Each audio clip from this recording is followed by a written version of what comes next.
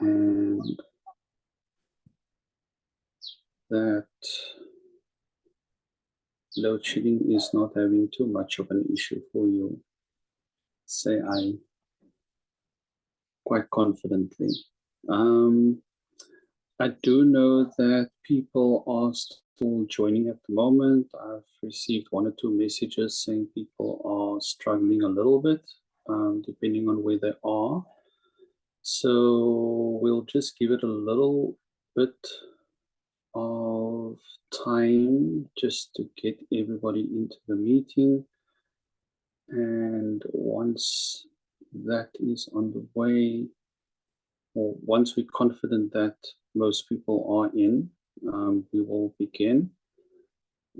I do want to say thank you very much to everybody for joining at probably for some of you at a really short notice. We really do appreciate it. And I hope that we're going to have a really active and engaging meeting. While we are here to talk about something really specific, it's also an opportunity for you to engage with us about anything that's actually really on your mind. But first and foremost, we need to get the actual topic out of the way.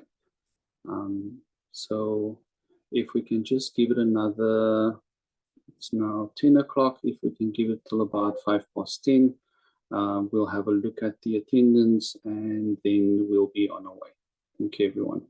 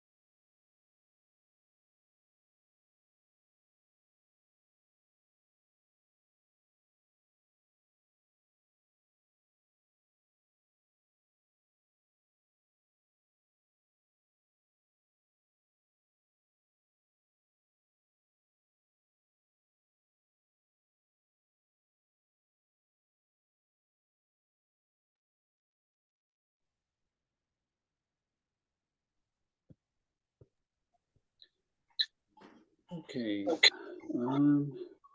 It's now 7 minutes past. I think that we can commence. I think there's quite a contingent of people online already.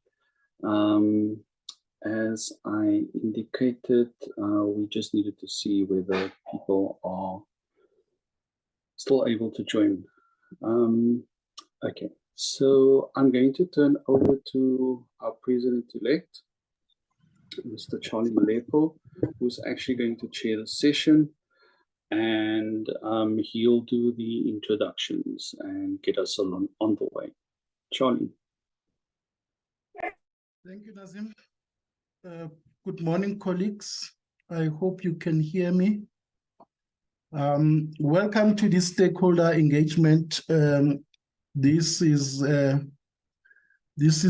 meeting that we had anticipated that would be happening much sooner, where we would like to bring to the sector information regarding the future of our association. So our president is going to present to you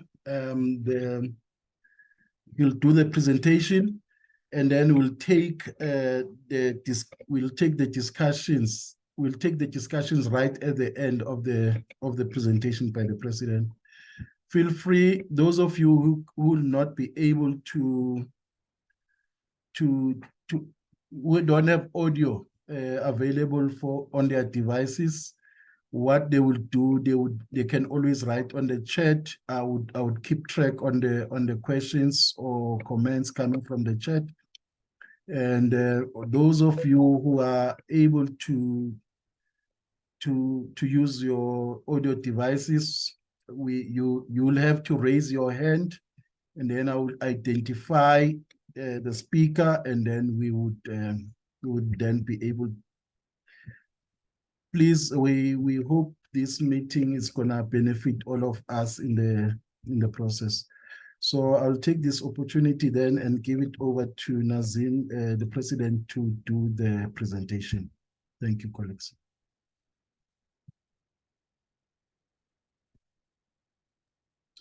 Thank you, Charlie.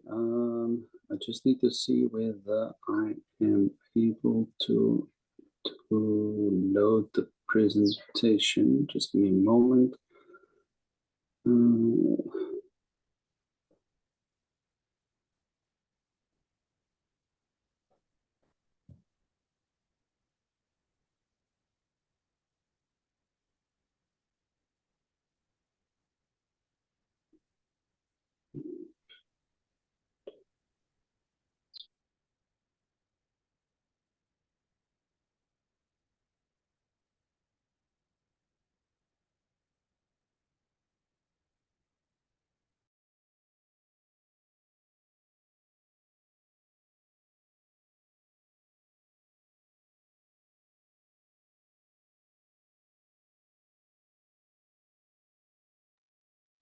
Apologies, I'm having some trouble just getting this on the screen. So sorry, just bear with me a moment.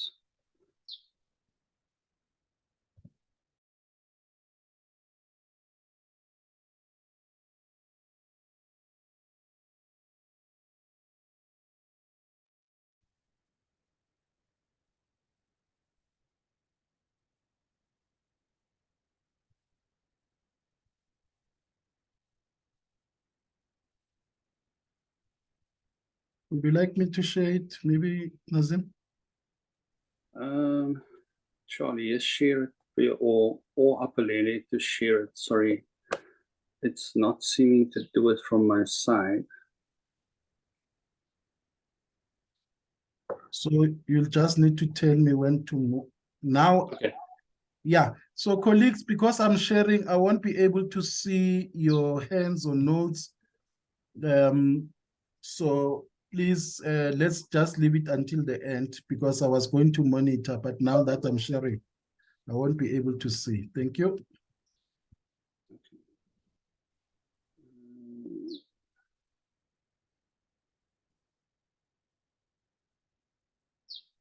Charlie, I think it's the incorrect one that you're sharing.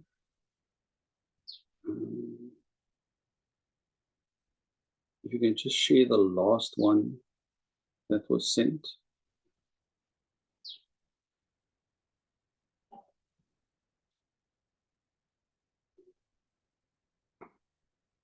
Apologies for the technical glitches, people.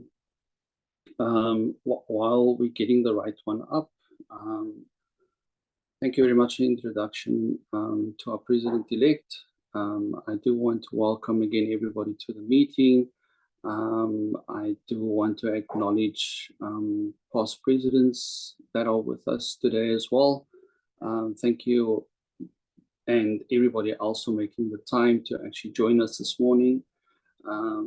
And also for those of you who've done it at really short notice, we really do appreciate you being with us today. Okay, that looks like the right one, Charlie. So if we can just jump to the second screen, and I think we can just jump from there, slide 2.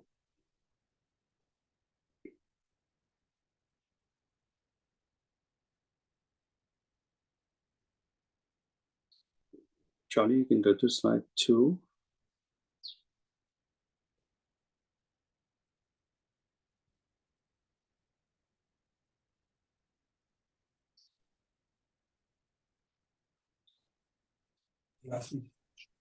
Nazim, you want me to go to which slide? 2. Is it not showing the 2? No. There we go. All right. Thank you.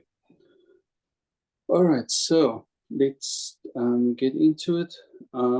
This is taken from a previous presentation that was done regarding restructuring and us getting to this point. So this was basically in 2017 when we celebrated 20 years of LIASA being in existence. And basically what it was referring to was the fact that we were largely, and just to a large extent, still a voluntary organization. And making note of the fact that when we were awarded professional body status, it was viewed as a game changer. And that it provided us the opportunity to reflect on who we are as an association and what we needed to do in order to move the process forward. The next slide, Sean.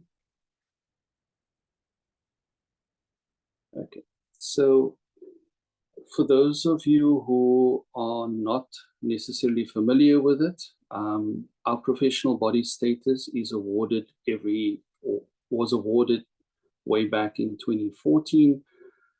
It gets renewed every 5 years. And in between, we have a midterm review by SAQA. So in 2024, we'll see the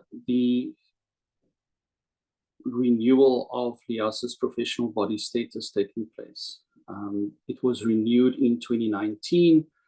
And so 5 years hence, in 2024, is the next stage of us having to have this reviewed and hopefully renewed. We have just come out of a midterm review in last year, and there were certain things that was noted by SAQA, certain documentation that we had to provide them that wasn't necessarily there. And we are actively working, obviously, towards retaining professional body status. I think it has been noted before, and it's important that I noted here that the day we lose professional body status, it will be very hard to get it back, and we'll have to work triple time to actually get it back to that point. So in terms of the policy guidelines, we are not necessarily compliant in terms of ticking that box when it comes to governance. What was pointed out in the mid-year review or the midterm review was that while we have a governance structure, and they recognize the fact that we do not have necessarily a board in place, they do recognize the fact that we have the representative council and we have an office, and in a sense, we do have a governance structure. And so we've got to ask ourselves, if we want LIASA to continue as a professional body, then part of that is to restructure and includes the implementation of the LIASA board. So in terms of SAQA's policy and criteria for recognizing a professional body and registering a professional designation, for the purposes of the National Qualifications Framework Act, which is Act 67 of 2008, and was amended in 2023, it states the following.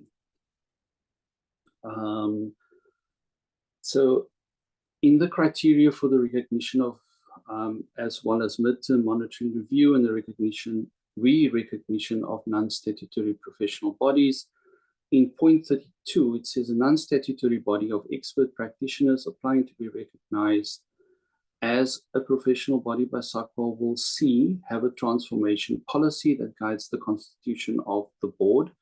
So you will see there it makes specific reference to the fact that there is a board, which we clearly do not necessarily have at the moment. We have written some documentation and some communication to the membership that makes reference to the board, but that's on the assumption that that's what we're moving towards and what has been accepted. In point D, under 32 as well, it says that we need to have the necessary human resources capacity to undertake our functions, which is separate from, again, it makes reference to the board. So if we look at a governance structure and where we find ourselves, and if we move to the next slide, Charlie, then you'll see that that's our current status. It's the status that we've had since the beginning of time when LIASA was born. And as you can see within that particular structure, there is no mention of a board. So if we move to the next slide, and what was agreed upon and what was presented is what you see currently on the right-hand side of the screen, which is the inclusion of a board in terms of the future structure of LIASA. You can move, Charlie.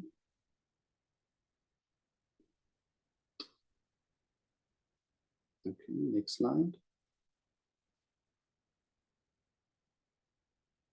You can move to the next slide, Charlie.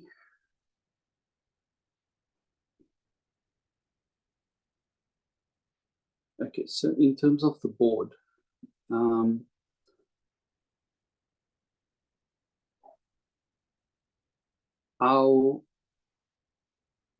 Charlie, can you move to the next slide, please? So it's not so, is it not showing on my side? Okay, let me just stop sharing and reshare again. Okay. Thank you. So while Charlie gets that up, so just in terms of what was decided and what was agreed upon, the replacement of the current external representative council is by instituting the board. Again, to reaffirm, and has been made very clear in the presentation by the immediate past president, up to date, is that all of this aligns to the principles of King 4, the report on good governance. And in principle 7 of that report, it recommends that board should comprise of an appropriate balance of knowledge, skills, experience, diversity, and independence to be able to be effective. That the board be elected by the membership by having nominations be forwarded for the portfolios identified that members vote in this regard. Again, the last point is obviously something that we putting in front of membership, and we proposing that the term of office of the board be 3 years, but again, it's membership who decides this. So we make a recommendation, and it is and will continue to be, no matter how we restructure, membership remains the highest decision-making body. Next slide, Charlie. So continuing in terms of the board.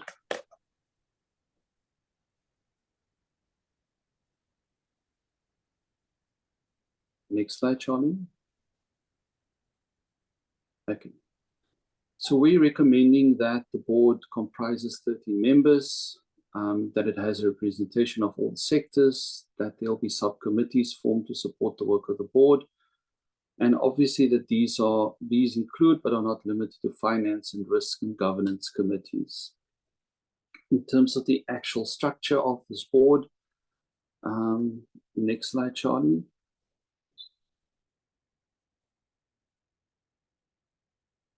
So the 13 members, when the slide appears, you'll see it there, is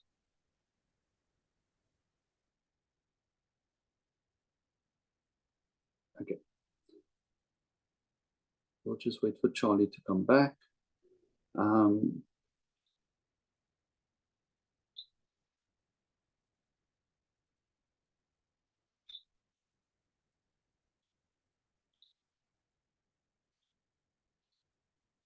Apologies, colleagues. So you'll see the slide there eventually, but in terms of the actual composition of the board, there'll be a president-elect,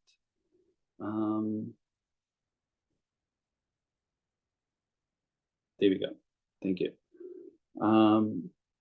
and 5 sector chairs. The sector chairs relates to public libraries, higher education, school libraries, special libraries, and LIASA education. Those 3 levels are elected members, that the LIASA National Office Manager be part of the board, and that there be 5 additional members which are appointed by the board. And these relate to people that are considered experts in a particular field, and will also have the required skills that is lacking in the board at the present time when this takes place. Next slide, Charlie. So in terms of governance substructures, these are some of the substructures that we have recommended, that there be an executive committee of the board, there'll be a finance, audit and risk committee, there'll be a nomination committee, a continuing professional development committee, a professional body committee, and a community of practice advisory committee.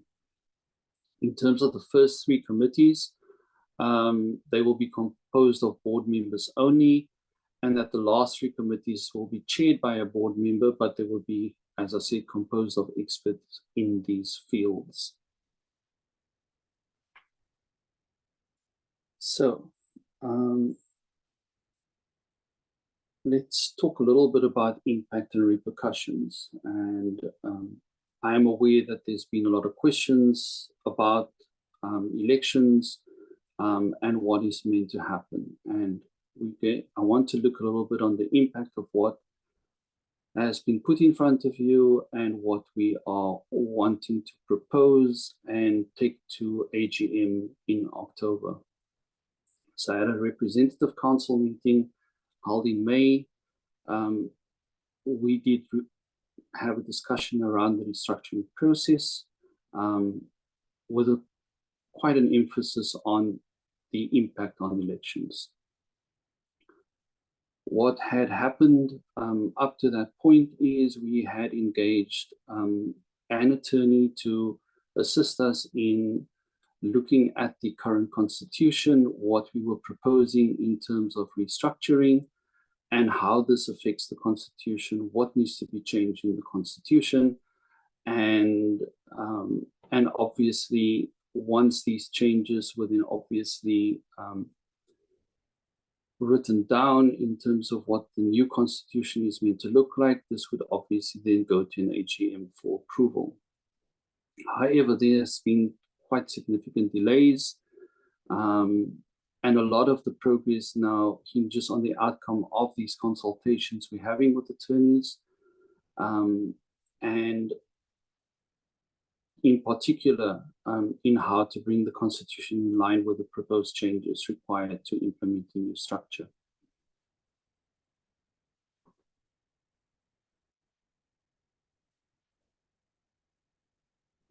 Sorry, Charlie, just go back a slide. Okay, so because of these delays, there is no chance that these obvious changes will be ready for the next AGM, which is scheduled for the 12th of October. And these are obviously also dictated by Rule 18 of the Constitution and the rules of LIASA. So here's what we're proposing in terms of moving forward on this particular matter. That at the AGM of the 12th of October, that a motion will be tabled to adjourn a portion of the AGM to what we are proposing be the 28th of February 2024 to deliberate the agenda items dealing specifically with constitutional changes and elections. Such an adjournment is permissible in terms of Rule 3.9 of our existing constitution and rules. That the proposed constitutional changes be communicated to members at least 2 months before such date, in keeping with the current constitution, and that the 2023 elections for any positions at national, at branch, interest group level be postponed, save for the fact that, and here are 2 options, save for the fact that the incoming branch and interest group chairs take up the new positions. Alternatively, that the current representative council remains as is.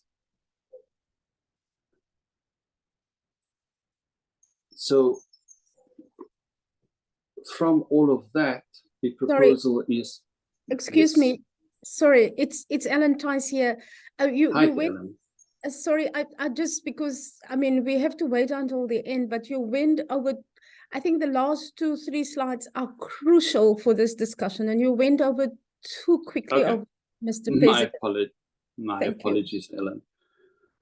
Okay, so if we can, Charlie, could you just go back to, I think Ellen was making reference to what we proposing, the slide before that. Can you just go one back, Charlie?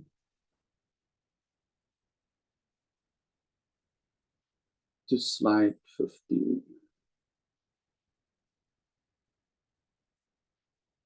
From here, Ellen? I think the slide before this, Charlie. Yes, that is also impact, yeah. Everything that has to do with impact and repercussions. Yeah.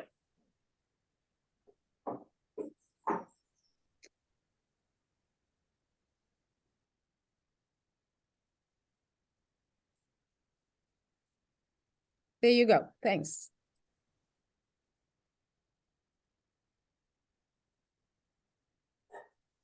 Okay. So that one is fine with him. If okay. Maybe the next one, yes. Sure. Okay.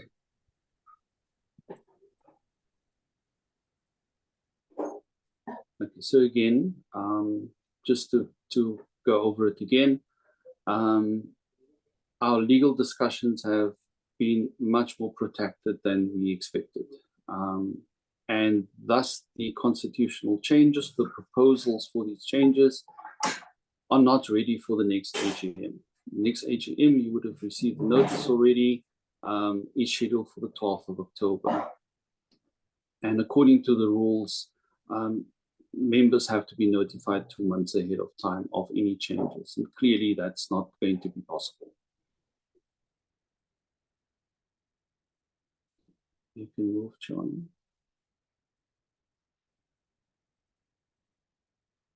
Okay. So we're proposing that at this AGM of the 12th, that we will table a motion to adjourn a portion of the AGM to the 28th of February 2024. And specifically to deliberate agenda items dealing with constitutional changes and elections. An adjournment like this is permissible in terms of Rule 3.9 of our current constitution and rules. And as noted in the previous slide, that once these changes are ready, that they obviously would be communicated to members 2 months before that date of the 28th of February 2024.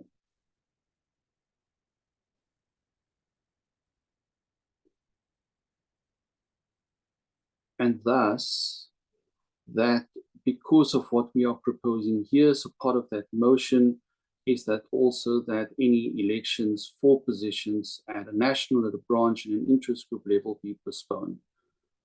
And there are two ways to look at the next bit, is that we allow the incoming branch and interest group chairs to take up their new positions, alternatively that the current representative council remains as is.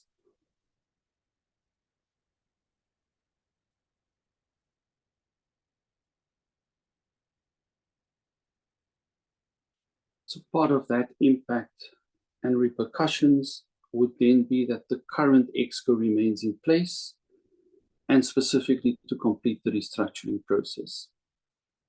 Our thoughts around this is that in order to meet some of the requirements in terms of our review of our professional body status, as well as our designation status, that we make concrete moves towards establishing the new structure, and specifically around the board. In order for us to do this, our thinking has also centered around, do we necessarily want to have a whole new committee in place to be able to look at this? Essentially kind of starting from a specific point and trying to move forward.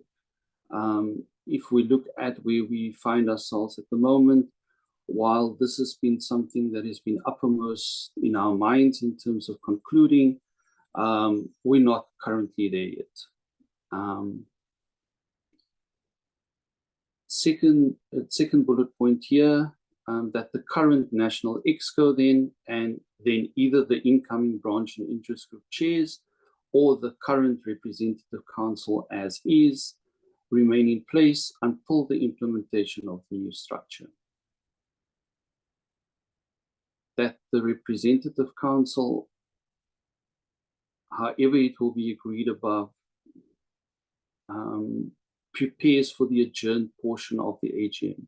So the adjourned portion of the AGM is the one we're talking about, scheduled for the 28th, or what we're proposing to be scheduled for the 28th of February 2024.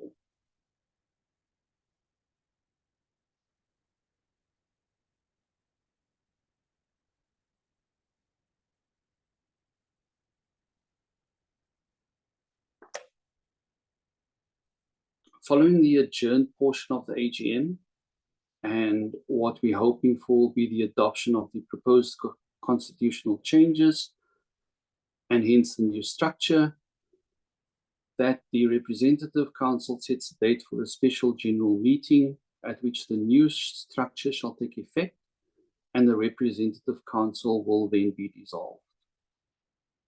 That the representative council will conduct elections for office bearers as proposed by the new structure, who will take office at the end of the SGM.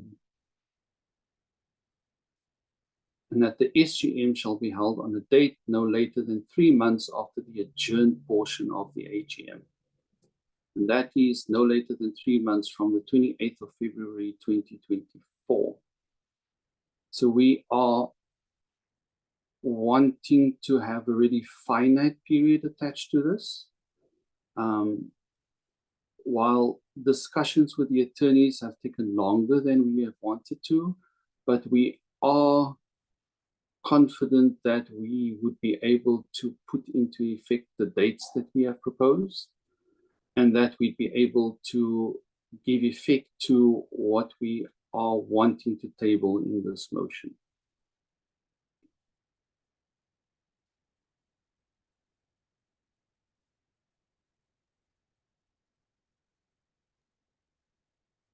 Thank you, Thank you, Nazim. Charlie. Thank you. Colleagues, from here, we'll take questions. Can I just, I'm not sure, Apelele, can you confirm that you have the presentation, because people might want to go to slides. So I don't want to do the presentation, to share the presentation when because I need to confirm the hands. If you don't have, can I send it to you quickly? Send. Come again? Please send, Mr. Charlie. Okay, thank you. Colleagues, I'll take questions from here.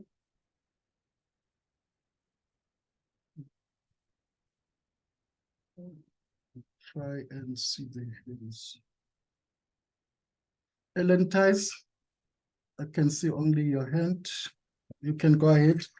Okay, thank you. Thank you very much. I think I can, oh, it doesn't look like I can share my video. Oh, it is on. Thank you very much. So I didn't want to be the first one, but just, you know, keeping in mind probably the time that we have available.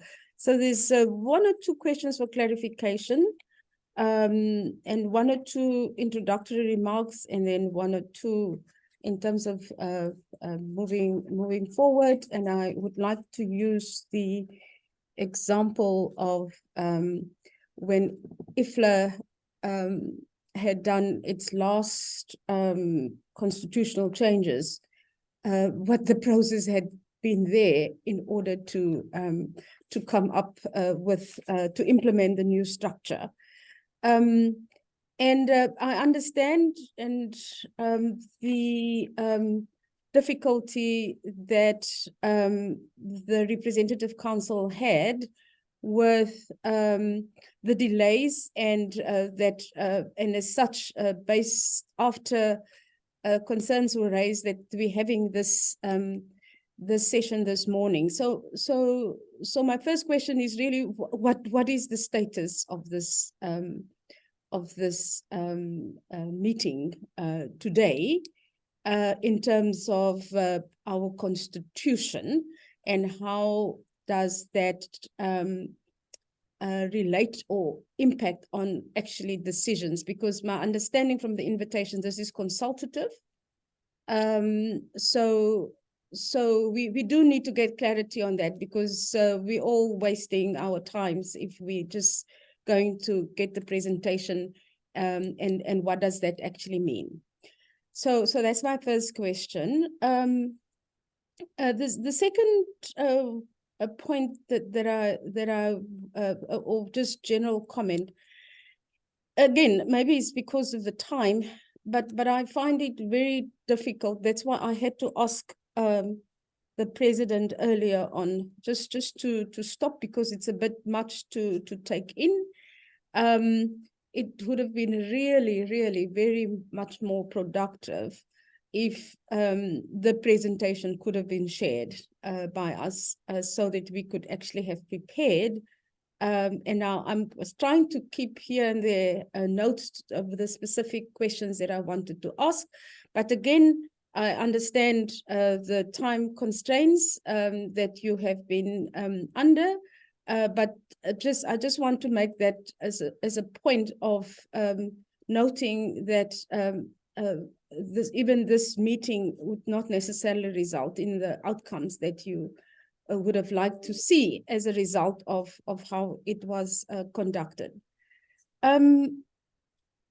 In terms of the process, and I do want to use the IFLA process here, and it relates to probably the first point, that we're having this meeting less than 2 or 3 weeks before the AGM, that the explanation that has been given, because this is the first time that the membership is now informed about why no elections had been held. So I would say that the Representative Council and the legitimacy of anything after this AGM, because there's no guarantee that whatever you're going to propose is going to be approved.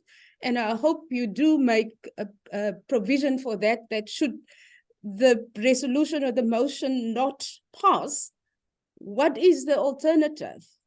Because it places us in a constitutional dilemma, in the sense of you don't know what the outcome would be and what the implications for LIASA is.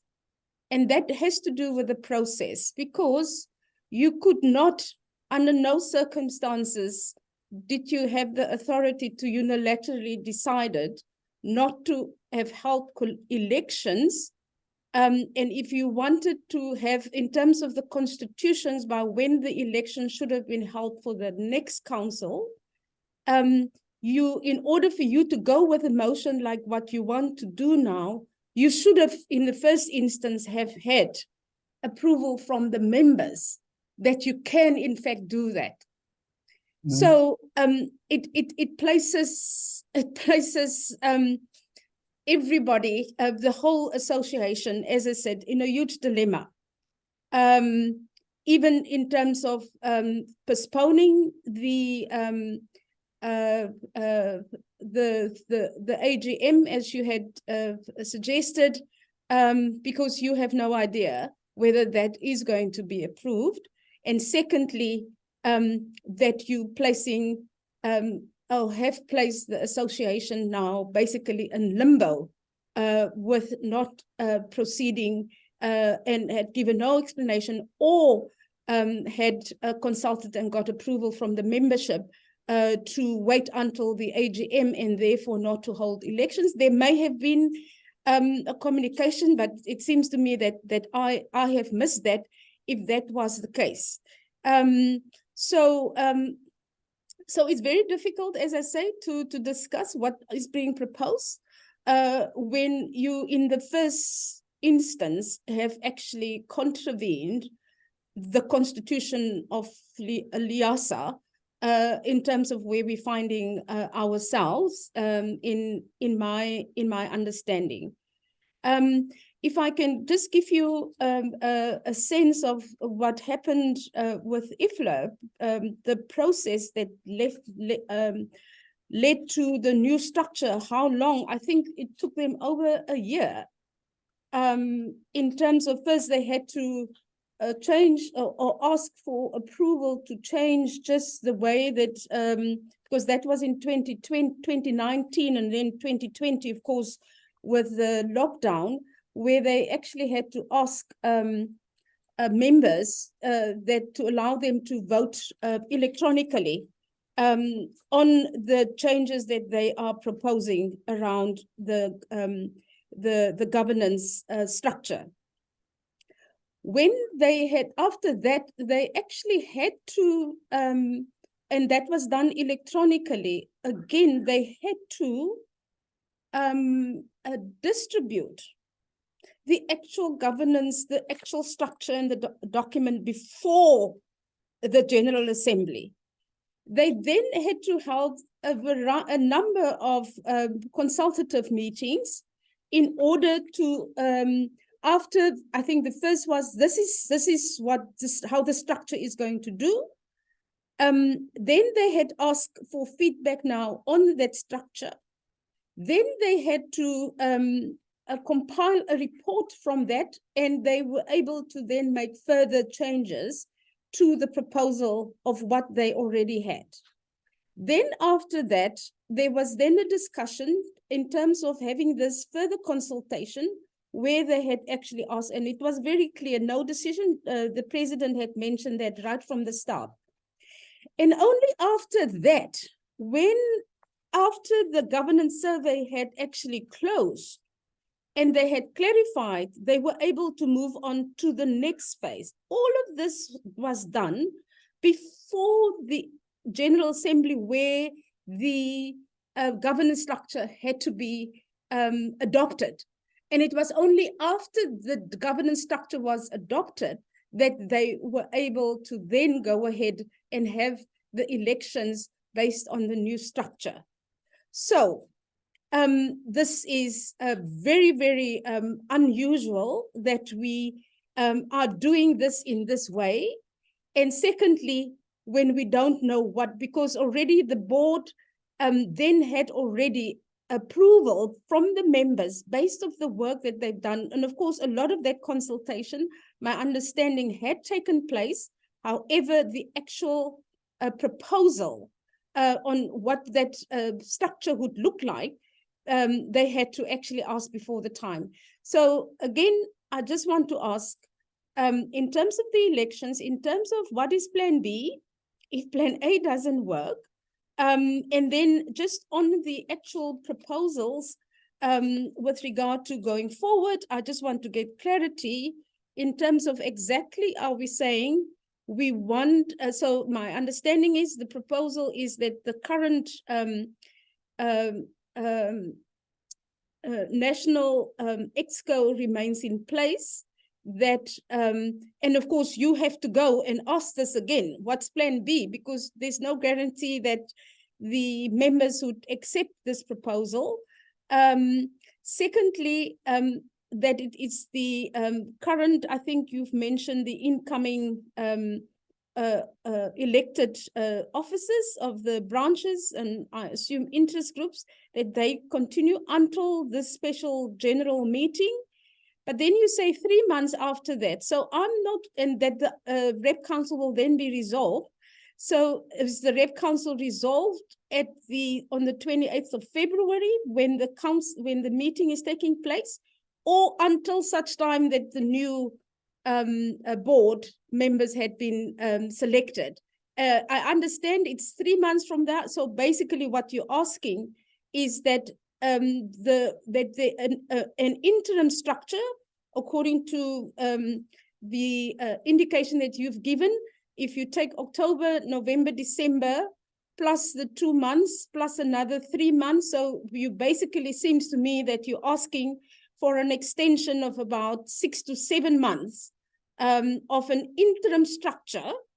And I'm calling it interim because whatever you, doesn't matter what the combination of that is, basically it's an interim structure that could then be responsible for ensuring that we have the adjournment is agreed, that that they then prepare for the special general meeting for the adoption of the Constitution, and then of course thereafter to then also be responsible for conducting the elections in order and that everything stays in place then until that time. So that's basically just what I want to get clarity on. And I will end with that. Thank you. Thank you, Ellen. Colleague, those are the questions. One, it's the status of the meeting, and two, obviously why it was important to have that, and then obviously we note that the presentation, it would have worked better if the presentation was shared, and I hope it can still be shared. And then the rationale. What is the rationale that we have this just 3 weeks before the AGM, and what is plan B? And obviously on the comment side, it's just some advice in terms of how this is how the IFLA has pushed the restructuring at IFLA, and these are the process, how the consultation process took place, and it would have been better. I think the comment is that if that's what REPCO has done in this case, that would have been better. Maybe I can give it to you, Nazim, and any other colleagues who would like to add on the questions. Thank you very much, Charlie, and thank you very much, Ellen. So, yes, so to deal with the first part of your comments, questions, Ellen, I think in terms of the status of today, I think Charlie kind of started off saying that we obviously wanted to have this much sooner. It's not ideal that we have it 3 weeks before the AGM. I agree with you on that. But part of our thinking around this meeting was to engage membership about this and what we are proposing. Yes, we probably should have circulated the presentation before the time, and it generally would have assisted. And I do apologize for the fact that we did not quite do that. I do take note of, I think, the real concerns that you're raising in terms of what we are putting on the table. And certainly, I think those are things that we need to look at, take on board, and obviously deal with as well. They are not matters, I think, that we have not thought about. In terms of what Plan B is, we have talked about it. And obviously everything hinges on the fact that membership agrees to what we're putting on the table. And if membership does not agree to what we're putting on the table, I think in our view, Plan B would be that we would then have to call elections the way we normally would have done. And ensure that that happens within the very short space of time after we have an AGM. And again, we would probably then have to put an adjournment in place to deal with the election part of the AGM business and ensure that elections take place, and that before this year actually concludes, that we would then have to have a new ExCo and Rep Council in place. Charlie, was there anything that I missed? Yeah, I think you have covered both the decision and the rationale and the Plan B. Nikki?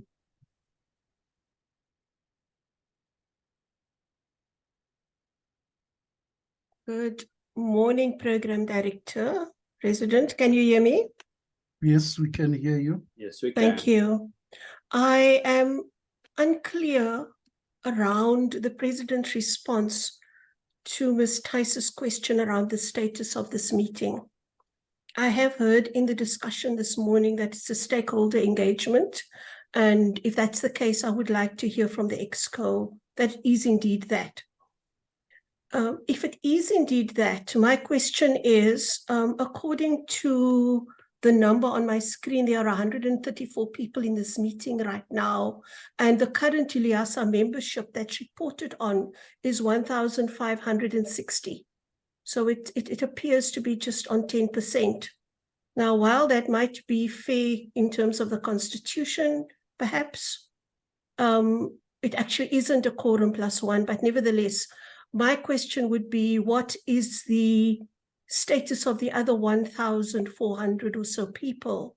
When is their voice going to be heard? When is their opinion going to be polled? The people who are able to join this meeting because of technology and because of availability are here, but where is the rest of LIASA's membership? LIASA is about the people.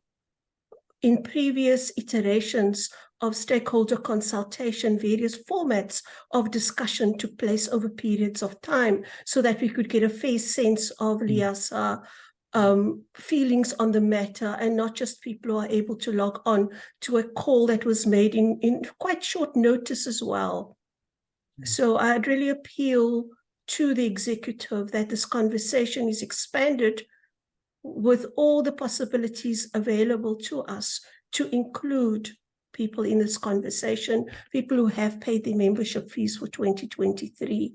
We know how difficult it is to get LIASA membership on board. The least we can do is hear the voices of those who are on board. Thank you. Thank you, Nikki. I think it's a comment, unless the president wants to respond, but I think it's a fair comment. And I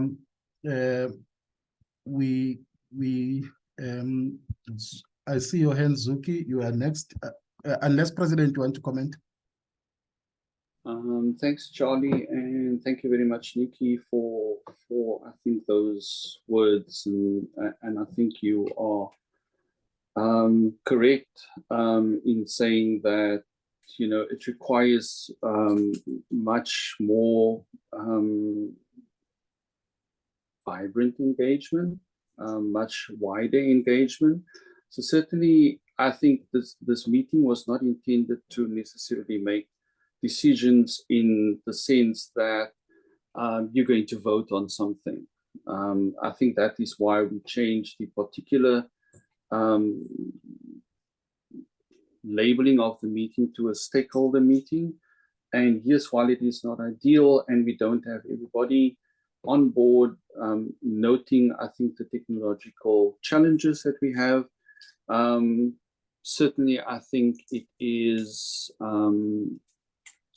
important to us that we then also engage people in different ways in terms of what we have discussed this morning. And I certainly take on board what you have indicated, and we will certainly look at that as well leading up to the actual AGM. Thank you. Thank you, Zuki. Thank you, Chairperson. I sort of share same sentiments of previous speakers about the status of the meeting, but Mr. President has just responded that it was not intended to make decisions. On what is presented about the term of office, that there must be maybe elections after February.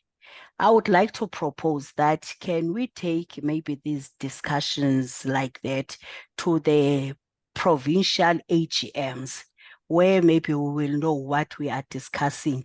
The decisions taken there will be recognized as decisions of the members, because we need to engage further on those. I think what Ellen was asking was not clear about the extension and the interim office bearers, because she was asking, are you in this meeting seeking approval of that the current office bearers and all that are in leadership be extended for 6 months, or for that was not clear answered.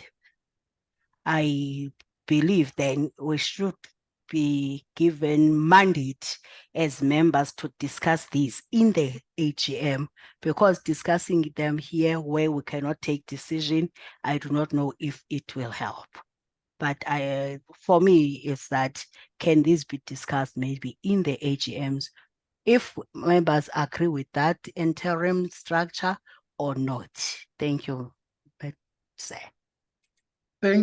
you, Zuki. I think, judging from the comments from the chair now, I think it's only fair that we take, because that's exactly what we are hoping this meeting would do, give the REPCO guidance in terms of how to take this process forward. Yes, there were a lot of disagreement amongst ourselves. There has been a lot of discussion at REPCO. There was a huge concern around it. I notice you, Leila. I'll come to you. The issue at hand, like Ellen was saying, there are serious constitutional matters that the REPCO and ESCO needs to look at. And obviously, judging from what we are currently looking at, there is a possibility of creating illegitimacy if this year ends and the AGM of the 12th of October does not authorize that, then that creates a situation of so there was this question of the plan B, which the president then alluded to, was still within this current year, although we were not at a level of the be in a position to be able to have the election before the AGM. But I just had to quickly peruse the Constitution if we can't look at the situation of making sure that we don't make LIASA illegitimate after the 12th of October. Maybe Leila would assist in that regard. I want us to take this process forward now that we have realized that there is this risk. Leila? Thank you, Charlie. Thank you, Nazim. Effectively, what is happening, and sorry, good morning to everyone who I haven't seen in absolutely forever. Effectively, where we are is caught between a rock and a hard place. Going back to what Nazim said, this is what the committee, the EXCO, the Rep Council wants to propose at the AGM, which is coming up next month. Today, this is not a special general meeting. We've cleared that up. We cannot take decisions, but we can come to a consensus about what can be presented or what we'd like to see presented at AGM. But it won't be a decision. It's us agreeing in this on this informal platform that yes, EXCO, please take this to AGM and let's discuss this there. Obviously, when other people are around who aren't at this meeting, but will be at AGM. So it's not a decision. Going to what Zuki has asked, regardless of what discussions happen at branch and interest group meetings, we are, as I started saying earlier, caught between a rock and a hard place. So whatever the branches say, if they come and they say, we do not agree with what this consultative forum has motivated, and that agrees that the EXCO puts at AGM, that we go with this proposal. We don't agree with it. We want to have elections. Actually, you can't have elections now. The call for nominations date has passed. The election start date has passed. The election closing date is on our heels. So effectively, if this proposal or another concrete proposal similar to this is not accepted at AGM, what will happen at AGM is that we will have one office bearer. One. And that will be Charlie as president of LIASA. There will be no other members of the EXCO. There can be no other members because an election hasn't happened. There will not be any branch chairs. There will not be any interest group chairs. In other words, then, there will be no EXCO and there will be no Rep Council. So LIASA executive will be one person, which effectively means that there will be no LIASA, and LIASA will then have to dissolve. So I don't know if people around this table, these screens, are actually realizing the impact of what has happened. For whatever reason it's happened, and we can sit here and point blame, it has happened. We are where we are. So sitting here right now and pointing fingers is just not going to help us, and therefore I don't want to go there. I want us to find the best way forward. So we need to work with what we have. Maybe we like what Nazim is proposing, maybe we don't like what he's proposing, or executive, not just Nazim, but effectively as a consultative forum, let's work with what's put on the table, edit it, put it out, put something new on the table, but let's move forward.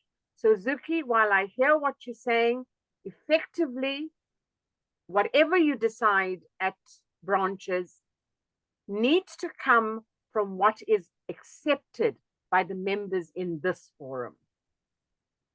That's my suggestion for a way forward. Thank you. Thank you, Leila. That gives us a suggestion.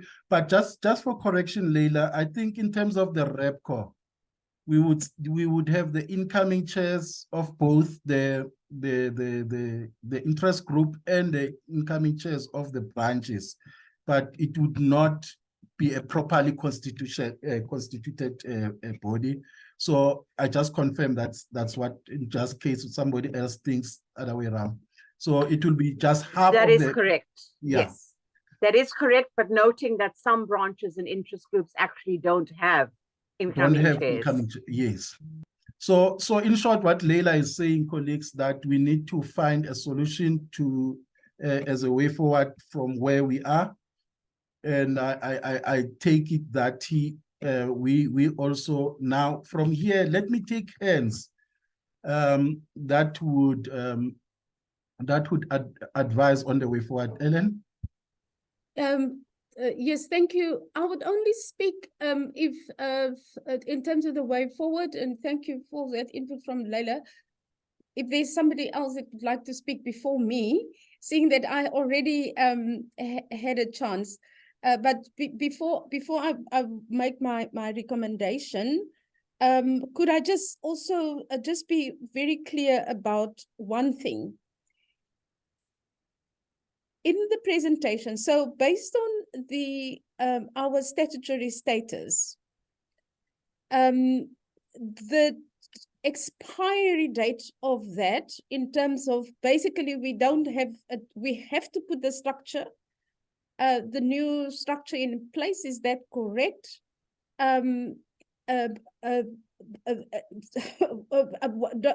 Until when do we have, or is that time already expired now? I just want to make sure, because whether we do this interim or, and if that is the main reason why we have not been able for the reasons that has been given, and then I would like to make I just want to make clear, has that time target date expired? Yeah, if I can quickly answer that, it's gonna be, the midterm review was in November. I would therefore assume that the final review will also be in November. They gave us a year to correct what because they gave us until March this year to correct certain things which were corrected, like the transformation policy. It was developed, circulated to members for comment, and it was then submitted to SACO. This one, it will be, I assume it to be the same time like they did the midterm review in November, because that's when we get our professional status. So sorry, Charlie, just to make sure. So what will happen if we don't do that when they do the midterm review in November? Is it what Leila's saying, especially besides what we're going to go forward? If we don't have this November, will they give us another extension, or does it mean that that's November 2020, November 2024? Okay, so we have until November 2024. Okay, thanks. But yes, I still want to make my recommendation. But yes, I'll definitely bring you back, Matlodi.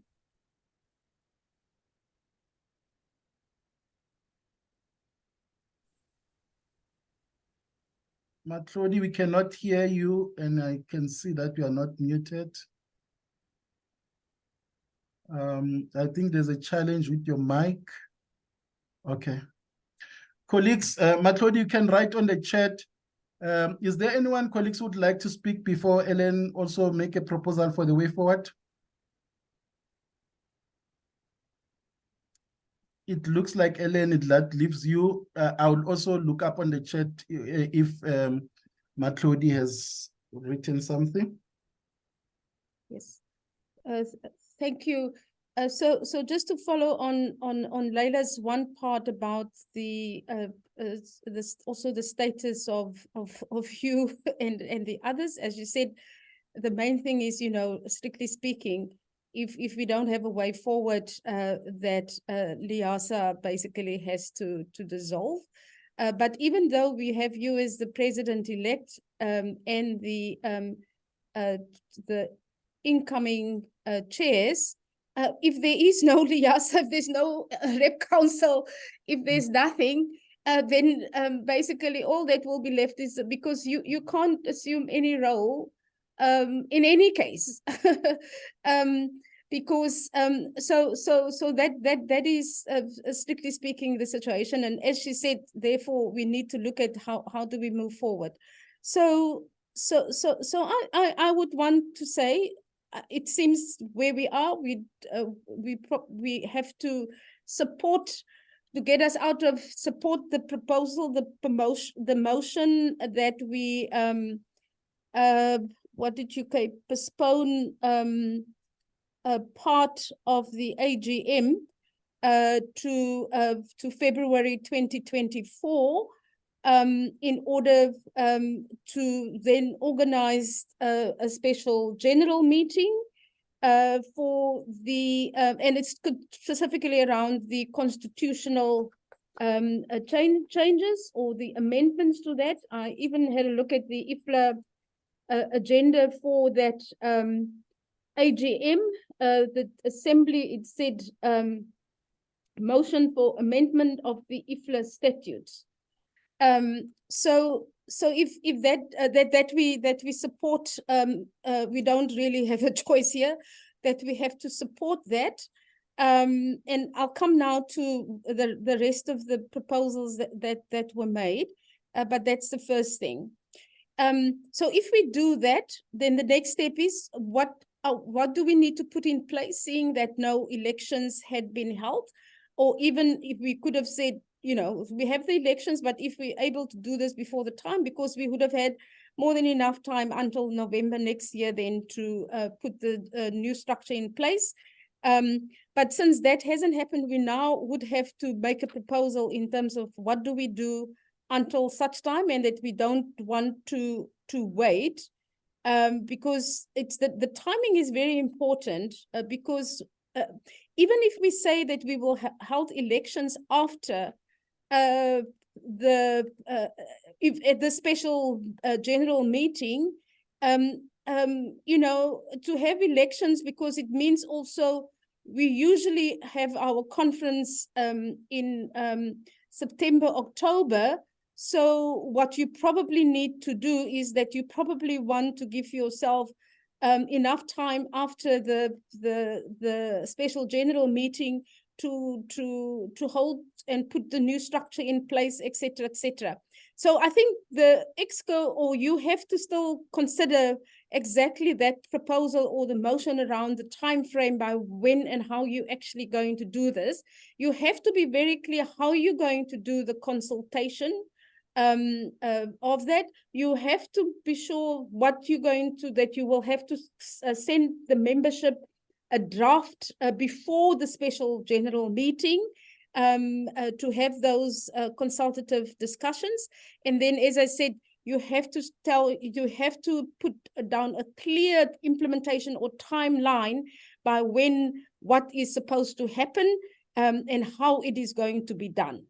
And then the last point is in terms of the proposal around the interim body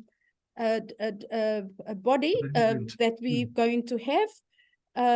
So your suggestion was the EXCO Rep Council, that we look at the current EXCO plus you know, probably I think the incoming chairs. Now I have to say, with all due respect, and I do mean that. If you, the current structure had not been able to do this in the time frame that they have, that I am, and in terms of finding out a way out, that I do not have sufficient confidence, based also what I've just asked you to do, that is going to be done. So maybe we have to consider revising that proposal in terms of who should go forward. And I do also think in terms of, even if we propose that, we do need to have the commitment for whoever is going to be responsible for this interim phase to then now do what has to be done until such time that the new structure can be put in place, that they have the commitment, that they will have the time, and that they are going to be able to call on advice and assistance in order to put this in place. And I can tell you again from the IFLA side, or for normally for these kinds of things, it's not just that the people there do not necessarily have all of that. So we need to put something in place that would be able to meet all that can, the constitutional, the legal, the processes, the elections, the everything that you need, that we have to have people there that would be able to carry this forward and implement that. So it would not necessarily be, I don't think we should say the current, or even the whole representative council remain as it is, that maybe we need to have a combination, and we need to say who from the current EXCO and the rep council members, if we have to have a number of people that we want, who of those are able to do this, that we propose for an interim structure at the AGM to carry this process forward then. So that we need to make who is available, who has the competency to do this, and that maybe even add to whoever, we must say what is the number of people that we need. It could be from EXCO and from Rep Council, and also how many external people we probably should add to that number in order to actually do that. And the AGM then has to approve whoever, and we need the names of the people and who will be doing it, and their brief, a clear mandate. This is what they're going to have to do. That we take that to the AGM. So I'm not going to make a suggestion, but I'm saying we have to agree on a number, availability, commitment, and time, competency to do it, plus in addition to that, members too. And then the council, basically their term ends at this AGM, but the AGM put, if the constitution allow us to do that, and Leila might advise, that we put such an interim structure in place to then take this thing forward. I just want to ask the president must please explain to the membership why, what he had explained to us now, but I want to see that explained very clearly. And I want to have an acknowledgement that you have erred on not doing this for the whatever reasons, but it's important that we're transparent and that we say, and this is how we are trying to resolve this now based on the feedback that you got at this meeting this morning. Thank you, Ellen. Just to confirm, just for my notes. So in short, your recommendation that in terms of the interim structure is that members of both EXCO and Rep Council who have the expertise and time to be able to take this process forward should be identified, and they should raise their hands. And then 2, also coming from here, any member who is in this group or who we know has the expertise and has time should also maybe contact president through the office or directly to say, I am available, I want to assist. And then based on that, we'll compile a list that will form part of this motion to the AGM to say this is an interim structure that is going to take this process forward. Coupled with that is that currently I've already asked Apelele to circulate the presentation to all members. Actually, it's not only members who have paid up. It's just all members on the LIASA database, including other LIS stakeholders, and then to circulate the current presentation, but that the president would then write a memo to all members explaining the situation, why we are here, and what is the proposed way forward. Nikki? Thank you very much, Program Director. Can you hear me? Because I don't seem Yes, to I be can able hear you, to. Nikki. All right, my apologies for these sound checks. I would like to add to the motion or the proposal that was made by the previous speaker, Ms. Tice, in respect of the interim committee and the grouping of the interim committee. And to this end, I would like to add, as I said, amend the proposal that the number of members from REPCO whose competence is indicated in writing along the lines that Ms. Tice had described. So the competency and the time and the support from their employers, because at present we are still in a voluntary body environment, that number be ring-fenced to 5. Not the entire REPCO. Thank you. So are you saying an entire REPCO? No, 5 people. Yes, what I'm saying, are you saying 5 members that include the EXCO and REPCO? No, I'm speaking only about the representative council. Only from. Yeah. Okay. So there's an amendment. I see Ellen's hands is up. Yes. So just to add to Nikki then, so maybe because how many members are there now of EXCO? How many are you in the EXCO? Currently there are 5. 5. So we, since you have been the accountable highest officers and excuse me, Ellen. Ellen, yes? I apologize for interrupting. There are 5 elected members, but there are, as far as I understand, there are 7 members of EXCO as per the Constitution. This is what AGM 2022 asked of the EXCO, because at AGM 2022, EXCO only comprised of the 5 nominated members, which was a contravention of the Constitution at that time. I believe it's been amended subsequently. So, but the president-elect could probably assist with more detailed information. I confirm it's true. Ellen?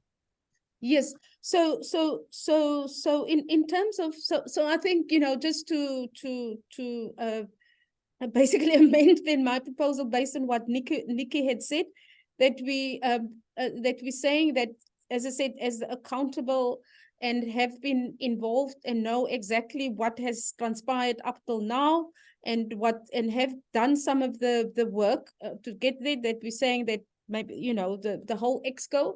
Of course, Nikki said that, you know, there is a question mark over who of the EXCO, but I think what we're saying is EXCO plus then a maximum of 5, and I would say 3 to 5 members of the representative council, plus, and again, you can advise 3 or maybe up to 3 or 4 more. I'll leave it to you, but I think we're saying EXCO plus up to 5. It doesn't have to be 5, up to 5 from the rest of the representative council.